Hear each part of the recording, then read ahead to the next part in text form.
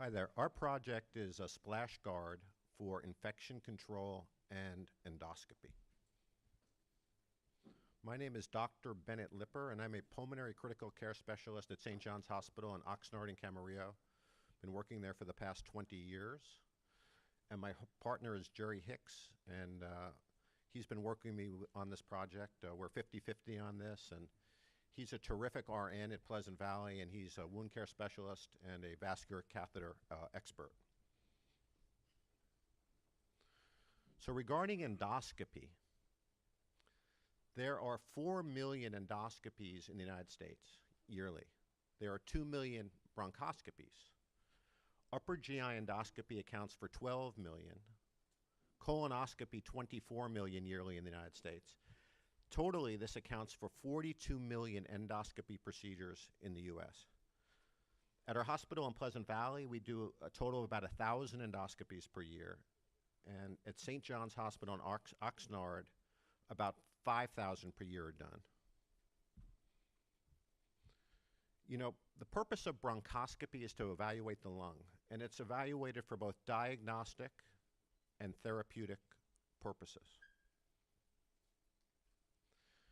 Bronchoscopy is performed by passing a flexible scope through the nose or mouth or through a breathing tube into the lung. And then a bronchoscope, is used to view the airways and check for any abnormalities. The CDC, Centers for Disease Control, and OSHA, which is the Occupational Safety and Health Agency in the United States, really are concerned about physicians and healthcare workers when they do these procedures, particularly bronchoscopy, because during the procedure, particularly during scope removal, infectious aerosols are released into the environment, creating a toxic mist, very similar to what you see up there. Not only does that happen, but there's splatter of blood and mucus and toxic organisms at the end of the procedure primarily, causing contamination of the local environment. When we're doing these procedures, the patients, ourselves, the nurses, we're all potentially exposed to dangerous microorganisms which can be resistant to multiple antibiotics. So endoscopy has been known to cause epidemics of tuberculosis, hepatitis, H. pylori infection, and superbugs. I went to med school at UCSD, and I was gone by then, but in the early 90s, in the ICU at UCSD, University of California at San Diego, there was a huge tuberculosis epidemic in the ICU, and it was felt related to bronchoscopy. And I think over 100 people, including patients and healthcare workers and others who were visiting the hospital, were affected. There have also been numerous hepatitis outbreaks related to in gastroenterology labs throughout this country. And a lot of that is related to blood splatter, and that has affected numerous patients and healthcare workers. There have been also reports of healthcare workers getting severe hepatitis from splashing of blood in endoscopy labs. When the blood gets splashed, it hits your conjunctiva, and you can end up with severe hepatitis. And it's really just a matter of time before a healthcare worker or a patient or somebody contracts HIV from one of these procedures. There's also a very high incidence of H. pylori in people that work in GI endoscopic labs.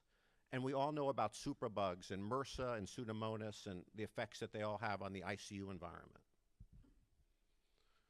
Okay, so what we did was we went ahead and we developed a procedure, a scope called SplashGuard, which I'm going to get into in just a minute, that Jerry's going to demonstrate. But before I say that, the most dangerous part of the procedure is when the scope is being removed. And when the scope is being removed, that infectious aerosol that you see over there on your right is released, and a toxic kind of mist, very similar to what you see, or that toxic cloud, is created, and that a release of microorganisms into the environment occurs.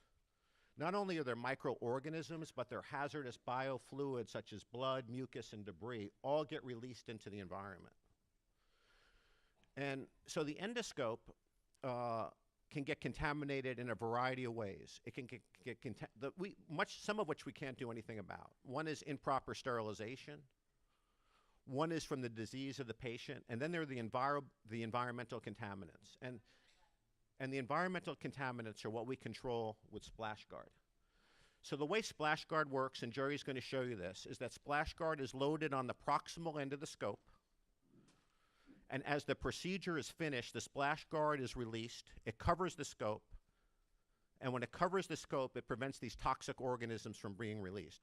Furthermore, it covers the scope throughout the entire procedure. So if the scope needs to be reinserted, it's protected by the SplashGuard. And that reduces hospital-acquired pneumonia. The SplashGuard is disposable. It can be used on laryngoscopes, bronchoscopes, gastroscopes, and colonoscopes. It prevents infection by reducing exposure of toxic organisms to patient and healthcare workers. It creates a cleaner environment in hospitals and clinics. SplashGuard can save millions of dollars because it can reduce hospital-acquired infection. Our current literature estimates that 5% of all endoscopies cause hospital-acquired infections.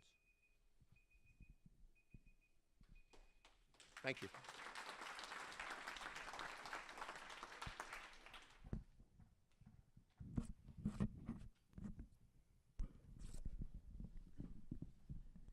So well done, thank you. Anything else you want to add here quickly that we missed that we should know before we go into questions? At 42 million, annually in the U.S. alone, we believe that we could sell these easily for $10 and theoretically $100. So the revenue is quite good, and they're disposable. And then also saving, healthcare from infection and patients from infection. On the other end, you're reducing potential costs of each case being $50,000 to $100,000 per hospital-acquired infection, which is significant. Yeah. The billions. Yeah, we strongly believe that SplashGuard can reduce hospital-acquired pneumonia primarily. One episode of hospital-acquired pneumonia costs $50,000 to $100,000. And by keeping that scope protected with the SplashGuard throughout the entire procedure, we believe that we can significantly reduce hospital-acquired pneumonia. Now, it's been shown in Japanese studies that hospital-acquired or pneumonia can occur related to bronchoscopy. And these are in relatively healthy patients. We think that in sick ICU patients, this process probably occurs a lot more than we realize. And part of it is that when we're doing the procedure, we tend to not do it in the most sterile manner. With a device like the SplashGuard, it adds a tremendous amount of sterility to the procedure because the scope will always be protected. And if you need to reinsert the scope during the procedure, the scope is protected from the hospital environment, making the procedure much, much safer and definitely, in our opinion, reducing hospital-acquired pneumonia. Across the board, it can save hundreds and hundreds of million dollars in the United States. Does it go over their mouth? It does not go over their mouth. It goes over their mouth only when they have an endotracheal tube, and then it connects directly to the tube. Otherwise, the way at least that we've designed it so far is that it doesn't go over the mouth. It just goes up to the end of the scope. With a little switch that closes it off when you're done. It's a little flat valve. So the toxic plume that was emitted from your breath, it's Inside Yeah. the sleeve. Yeah, Yes. it's contained. A large part of that is contained within the sleeve. Very important because in current practice, hospitals have dirty environments. So we take this and it's coming out of a closet unprotected, first of all. Our device is going to protect it in the closet as it goes to the patient. No one's touching it and feeling it, introducing bugs to the patient. If Dr. Lipper has to do multiple passes again, we're not just taking that and saying, oh, just put it on the patient's chest on a bedside table. In a $10 sleeve, we're keeping it inside, so we're not putting not only microorganisms, but debris back into our loved ones' lungs. you have to register this as a medical device. I don't think so. I know the FDA would welcome it. Yeah, our feeling is that organizations like the FDA and It's not OSHA. entering the patient. Have you developed a cleaning protocol, or is it disposable? Yeah, Disposable. it's disposable. One time. And so what do you envision then as the distribution channel for this? Who will sell it and how will it be sold? Well, we're interested in going to the device companies that make bronchoscopes. For example, companies like Pentax or Olympus, or I think Canon is involved with this. Or another tack that we might take is just, we've talked to a number of our colleagues about this. Our colleagues really like this. We've talked to other people in other fields like gastroenterology and just got opinions from them. I recently spoke to a gastroenterologist and he said, man, that's a great idea because it's going to reduce blood splatter in our endoscopy labs.